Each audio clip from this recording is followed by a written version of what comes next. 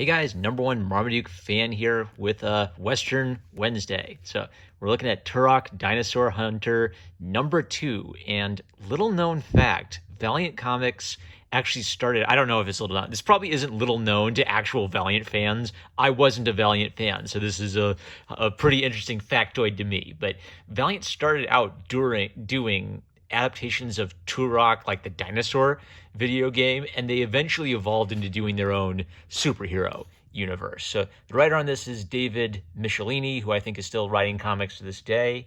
I don't know the artist, but Bart Sears did the breakdowns, and Bart Sears and Bernard Chang did the finished pencils, and Randy Elliott did the inks. It's just a really solid, fun issue. And here's the thing. I've never played Turok. I don't know anything about the Turok franchise. This isn't issue 1, but it explained everything I need to know, that Turok is a Native American from 100 years ago. Dinosaurs and Turok both got warped in a time portal into modern times, and Turok is basically just hunting dinosaurs. Now, that's what he's all about. He hates dinosaurs. He wants to kill all the dinosaurs, and the dinosaurs are killing drug cartel guys. The drug cartel guys come to Turok to offer him a deal and give him all the weapons he needs to kill dinosaurs. And there's also this thing where some bad mother god lady is doing some magic stuff and gave the dinosaurs like brain power. So the dinosaurs are super smart too, and they come up with plans, and Turok actually has to like outwit them on the battlefield. So it is a perfectly fun, self-contained comic. It delivers on its promise. Got cool Native American dude fighting dinosaurs with his ancient Native American technology and modern Rambo weapons. But in addition to like that absolute absurdity, it also had like it does like a serious job of like, you know, trying to increase the drama of the situation. Take some moments to like build up the plot of what the dinosaurs are up to and how Turok doesn't want them reproducing, that kind of thing. Last thing is, I think there was like one panel I saw where he's holding a gun incorrectly. That gun is going that way the second he fires it. But a really fun issue. So if you can find some old Valiant comics from this era, I'd pick them up. That was a total blast. The Fix is by Nick Spencer, famous for having Captain America say, "Hail Hydra," and this is like his own little indie thing. And Steve Lieber is the artist, and he gets top billing.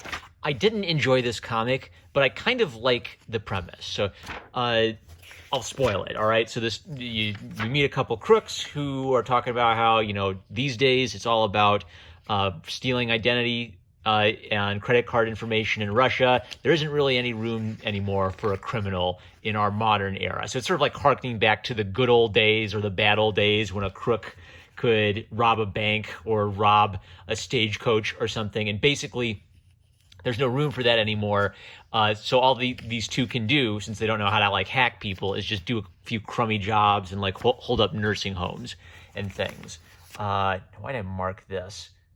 I don't know why I guess I marked this because sometimes the art is a little uneven. It'll jump from a little bit more polished to a little bit more jankety in places. And maybe one of the other things about it is it's pretty degenerate. Like, not just like M-rated language, but like there'll be like a whole sequence of a guy talking about swallowing his own semen.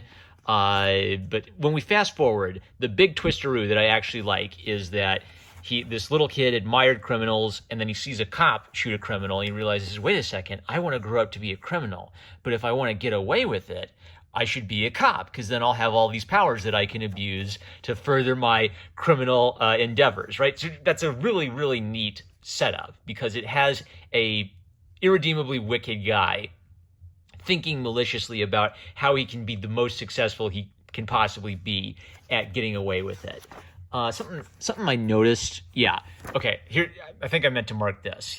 While he's doing his inner monologue, he says, "We are not sympathetic protagonists." So I think Nick Spencer has a tendency to write like a writer who's doing a meta commentary on his own work. Like a criminal doesn't think about being a criminal and say, you know what? I'm not a sympathetic protagonist. I'm not an anti-hero.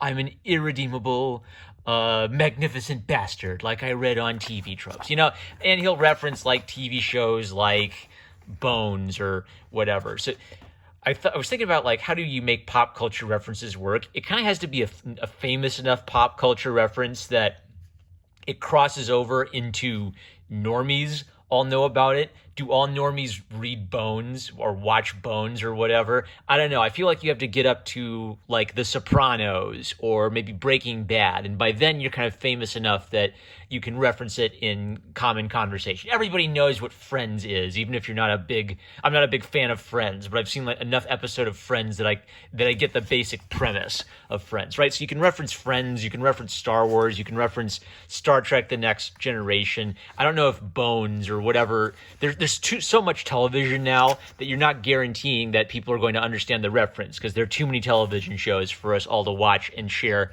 in common anymore these days.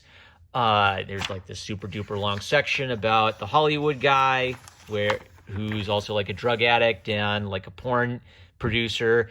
There's like this whole subplot where they're selling scripts to the Hollywood porn producer and they've bought off the internal affairs people. And okay, like the loan shark who is demanding money from them or else is like this really kind of like simpy soy boy, what's the word for it? Kind of a hippie, soylent drinking dad, right? Stay-at-home dad, but then he also murders people and brutally tortures people.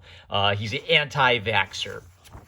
This other annoying thing Nick Spencer does, I think, is he'll just kind of like bring in whatever's annoying him and just give that to the bad guy. So, anti-vaxxers are a real thing.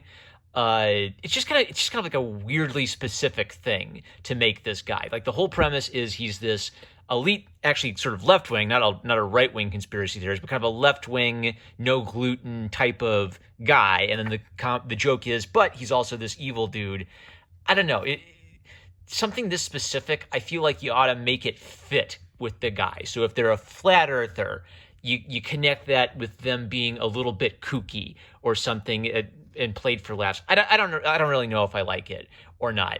I feel like it's just so on the nose that I get the point. I get the point Nick Spencer is going for. I just can't accept it and move on. So really the only thing, I guess the last page setup is he tells them, look, you're running out of time. I'm going to have to kill you guys unless you do me a tough job. So they've got to get this drug sniffing dog or get past this drug sniffing dog. You don't really know at the end what they're doing. So I don't dig it. It's like not just like an R-rated, it's more like a hard R-rated in what Spencer is doing.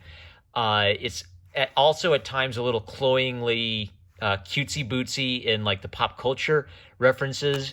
But I do like the premise of a bad guy who's so committed to being a bad guy that he's actually worked out a pretty nasty plan of how to get away with it by abusing power within the law. So that's a pretty good premise or setup. I just don't like the execution. So 100%, the winner of this battle is Turok Dinosaur Hunter. We don't need no stinking 10-minute videos. With that, I'm number one Marmaduke fan. I love you guys. I'll catch you later.